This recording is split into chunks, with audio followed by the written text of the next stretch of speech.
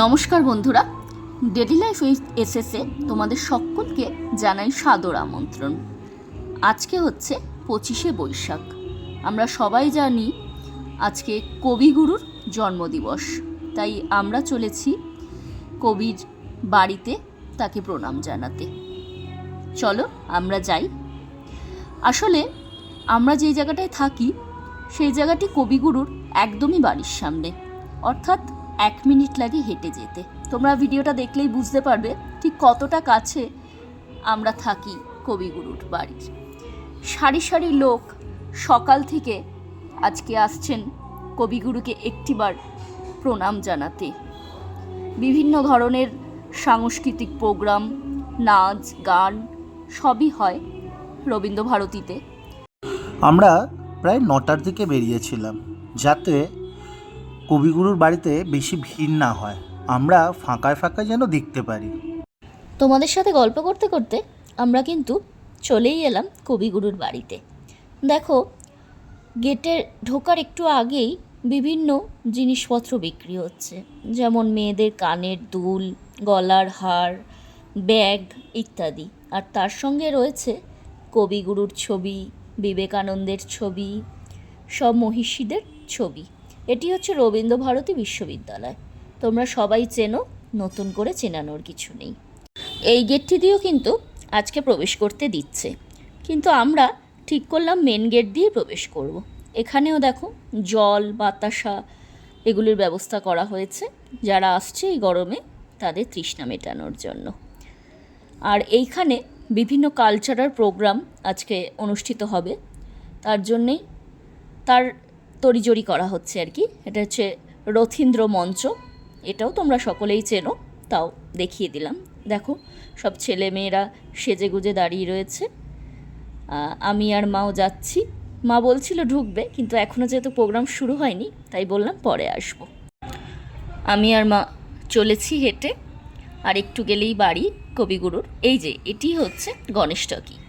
গণেশটকির মোড়ে যে দেখতে পাচ্ছ স্মার্ট বাজার, স্মার্ট বাজারের ঠিক উল্টো দিকেই হচ্ছে আমাদের সকলের প্রিয় কবিগুরু রবীন্দ্রনাথ ঠাকুরের বাড়ি, যেখানেই তার ছোটোবেলা থেকে আস্তে আস্তে বেড়ে ওঠা, এবং সেখানেই তিনি অনেক গান কবিতা রচনা করেছেন। এটি হচ্ছে জোড়াসাঁকো ঠাকুর বাড়ির মেন গেট, এটি দিয়েই প্রবেশ করতে হয়। দেখো, ঢোকার মুখেই দুদিকেই কিন্তু মেলা টাইপের বসেছে। বিভিন্ন মানুষ বিভিন্ন রকম জিনিস বিক্রি করছে, কেউ হার, কেউ ছবি, কেউ কানের দুল, কেউ ঠাকুরের বসার আসন ইত্যাদি। আবার কেউ কেউ ছোট করে খাবারের দোকানও লাগিয়েছে, যেমন কচুরি, জিলিপি, আখের রস এইসব। আর ওই যে দূরে দেখা যাচ্ছে কবিগুরুর বাড়ি।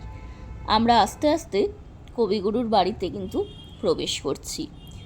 আর এটা ভেবেই খুব আনন্দ লাগছে যে অনেক দিনের আমাদের আসার ইচ্ছে ছিল, তার বাড়ির এত কাছে থেকেও আমাদের কখনোই এখানে আসা হয়নি। আজ কবিগুরুর আশীর্বাদে তার জন্মদিনের দিনই আমরা তার বাড়িতে আসতে পেরে আমাদের নিজেদেরও ভালো লাগছে। এখানে ফুল মালা দিয়ে সাজিয়ে একটি কালচারাল প্রোগ্রাম হচ্ছে, অনেক মানুষ দেখছে। যেহেতু আমরা অনেকটা দূরে রয়েছি তাই ভালো মতো দেখতে পাইনি।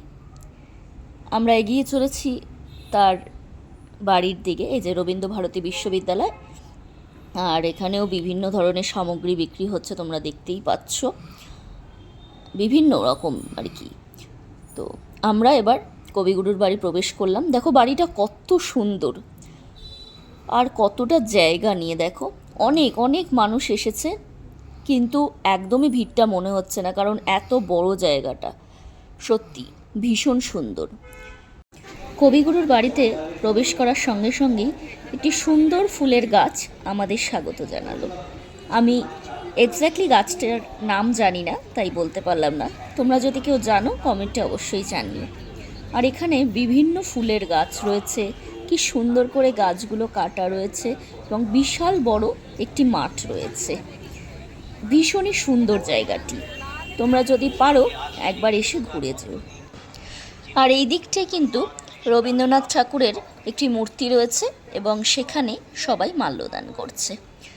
আর এর ভেতরেও একটি দালান মতো আছে, তোমরা দেখবে, আমরা ক্যামেরা নিয়ে যাচ্ছি ভেতরে। সেখানেও কিন্তু একটি কালচারাল প্রোগ্রামের অ্যারেঞ্জমেন্ট করা হয়েছে, যেটি এখনও শুরু হয়নি, একটু পরে হয়তো শুরু হবে। দেখো এই যে জায়গাটির কথা বলছিলাম, এই যে আমি আর মা সেই দালানটার দেখার জন্য যাচ্ছি। এই দেখো যে দালানটার কথা বলছিলাম, কি বিশাল না! এইখানে অনেকগুলি চেয়ার পাতা রয়েছে, আর এখানেই সেই কালচারাল প্রোগ্রামটি হবে। এখনও শুরু হয়নি, ওপর থেকেও লোকজন দেখছে। এই যে ইনি হচ্ছেন মহিষী দেবেন্দ্রনাথ ঠাকুর, তার মূর্তিতেও মাল্যদান করা হয়েছে। আর এই সিঁড়িটা দিয়ে আমরা উঠে যাব কবিগুরুর বাড়ির অন্দরমহলে, যেখানে তার বিভিন্ন রকম ব্যবহৃত জিনিসের সামগ্রী এবং অনেক কিছু দেখতে পাবো। এই যে আমি আর মা ওপরের দিকে যাচ্ছি আস্তে আস্তে, চারিদিক দেখতে দেখতে এই সিঁড়ি দিয়ে উঠছি, পুরোনো দিনের সিঁড়ি। এই যে এখানেও কবিগুরুর ছবি, কিছু লেখা, পুরো বাড়িটি জুড়েই কিন্তু কবিগুরুর নানা রকম লেখা এবং ছবি দেখতে পাবো। এই যে এটি হচ্ছে আমাদের কবিগুরুর আহারের স্থান। এখানে বসেই কিন্তু উনি তার পরিবারের সঙ্গে আহার করতেন। তিনি একটি নাটকে এই ড্রেসটি পরেছিলেন, সেটি এখানে রাখা, এবং এই পোশাকগুলি উনি পরতেন, সেগুলোই এখানে সংরক্ষণ করে রাখা। সত্যি দেখে কি ভালোই লাগছে না! এইসব জিনিস কিন্তু জোড়াসাঁকোয় রবীন্দ্রনাথের বাড়িতে না আসলে দেখতে পাবে না। আর এই যে তিনি ভাষণ দিচ্ছেন, তার ছবি।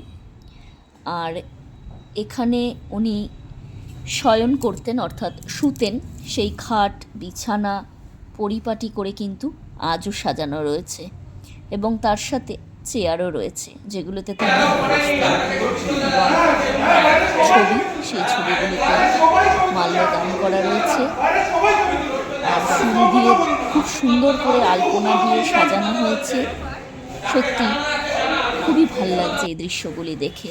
তার বিভিন্ন কাজের কিছু নিদর্শনের আমরা এখানে ছবি দেখতে পারবো, তার নিজের হাতের লেখা, মানে সব কিছু, মানে মুগ্ধ করে দেবে আমাদেরকে। আমরা যেন মনে হবে সত্যি তার সাথেই আছি, তিনি আছেন আমাদের মধ্যে। এবং সত্যিই তো, তিনি তো প্রতিটি বাঙালির মনের মধ্যে ছিলেন, আছেন এবং থাকবেন। রবীন্দ্রনাথ ঠাকুর ছাড়া বাঙালি ভাবা যায় না। বিভিন্ন পত্রিকায় তার নাম বেরিয়েছে, সবই এখানে রয়েছে, পরপর লাইন দিয়ে সাজানো। সেগুলি আমরা সবগুলি এক এক করে দেখতে দেখতে কিন্তু হেঁটে চলেছি আরও নতুন কিছু দেখব বলে। যেহেতু এখানে এটা আমাদের প্রথমবার আসা, তাই কিন্তু আগ্রহটা আমাদের অনেক অনেক বেশি। এখানে একটি চিত্রকলা কক্ষ রয়েছে, দেখতে পাচ্ছ তোমরা। আর এখানে হচ্ছে রেখায় ও লেখায়, অর্থাৎ রবীন্দ্রনাথের নিজের হাতের লেখা কবিতা আমরা কিন্তু এখানে দেখতে পাচ্ছি। এই দেখো, এগুলো কিন্তু কবিগুরুর নিজের হাতের লেখা, যেগুলিকে ল্যামিনেশন করে বাঁধিয়ে রাখা হয়েছে তার বাড়ির দেওয়ালে। তার একটি বড় পেন্টিং, আর এখানে তার বিভিন্ন লেখা, এবং এইখানে রয়েছে কিন্তু নোবেল প্রাইজ। তিনি নোবেল পেয়েছিলেন, আমরা সবাই জানি। সেই নোবেল প্রাইজের কিছু অংশ রয়েছে এখানে।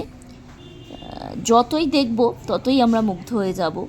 আসলে একটা মানুষের পক্ষে এত কিছু জয় করা কী করেই সম্ভব ছিল আমরা জানি না। তাই জন্যেই হয়তো তিনি কবিগুরু, তাই জন্যেই হয়তো তিনি রবীন্দ্রনাথ ঠাকুর। জায়গাটা আমাদের ভিডিও করতে অ্যালাউ করেনি, তোমাদের বলে দিয়ে এই জায়গাটা আমরা শুধু ছবি তুলেছি। এটি কিন্তু আমাদের কবিগুরুর জন্মস্থান, অর্থাৎ আতুর ঘর। এখানেই কিন্তু তিনি জন্মলাভ করেছিলেন।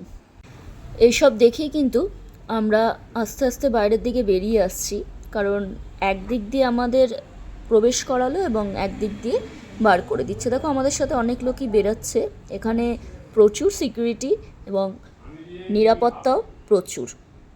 তো আমরা আস্তে আস্তে বাইরের দিকে বেরিয়ে আসছি। এটি হচ্ছে কবিগুরুর বাড়ির পেছনের দিক, তোমরা দেখে হয়তো বুঝতেও পারছো। এই রাস্তাটা দিয়ে বেরালেই কিন্তু আমরা আবার সেই ওই রবীন্দ্রভারতীর গেটের সামনে পৌঁছে যাব।